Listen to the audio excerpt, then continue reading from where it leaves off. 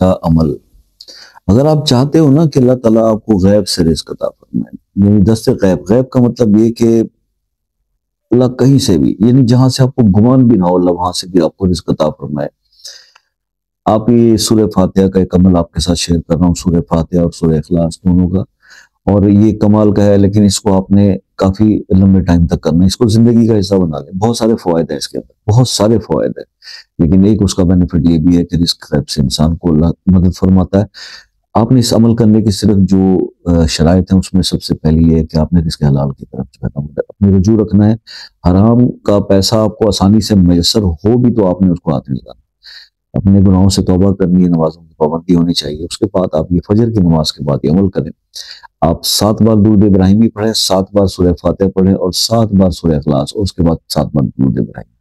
بس یہ عمل اپنی زندگی کا حصہ بنا لو، کافی ہے. آپ کی نسلوں میں بھی انشاءاللہ رزق کی کمی نہیں ہوگی، لیکن اس کی مداومت کریں. یہ نہیں ہوتا کہ جناب ہم لوگوں کا ایک پرابلم یہ ہے کہ جب میں کوئی عمل بتا دوں، میں جیسے یہ عمل بتایا میسج آئے گا، سرکار حضور شاہ صاحب کتنے دن کرنا ہے. او یار خدا کے بندے، کتنی دفعہ پڑھنا ہے؟ او بھائی سب کچھ تو ویڈیو میں بتا دیا، پھر بھی آپ واٹس ایپ پہ آ کے یا کمنٹ سیکشن میں پوچھ رہے ہیں سر کتنی دفعہ پڑھنا ہے، کتنے دن کرنا ہے. اللہ کے بندو، غیب سے رزق چاہیے، بے حساب رزق چاہیے. اللہ سے مانگنا ہے کہ اللہ جب بے حساب رزق عطا فرما، اور اللہ تیرا ذکر کروں گا تو اس کو میں حساب کر کے کروں گا، کتنے دن کرنا ہے، کتنی تسمیاں پڑھنی ہے. یہ تو بہت لمبا عمل ہے، کتنی دیر لگتی ہے؟ ہارڈلی یہ 3 سے 5 منٹ کا ایک عمل ہے.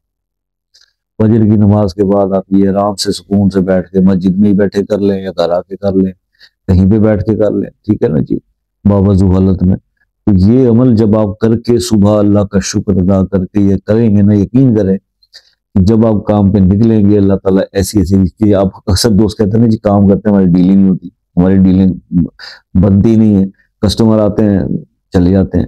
آپ یہ عمل شروع تو کریں، پھر اس کے معجزات آپ دیکھیں گے کس طرح اللہ پاک آپ کی قدم قدم پہ مدد کرتے ہیں. جب آپ صبح اللہ تعالیٰ کو ان 2 صورتوں کے تلاوت کے ذریعے اپنی دعائیں مانگ کے نکلتے ہیں تو اس پر کتنی رحمتیں آتے ہیں. اصل اس چیز کو سمجھا کریں، ٹھیک ہے جی.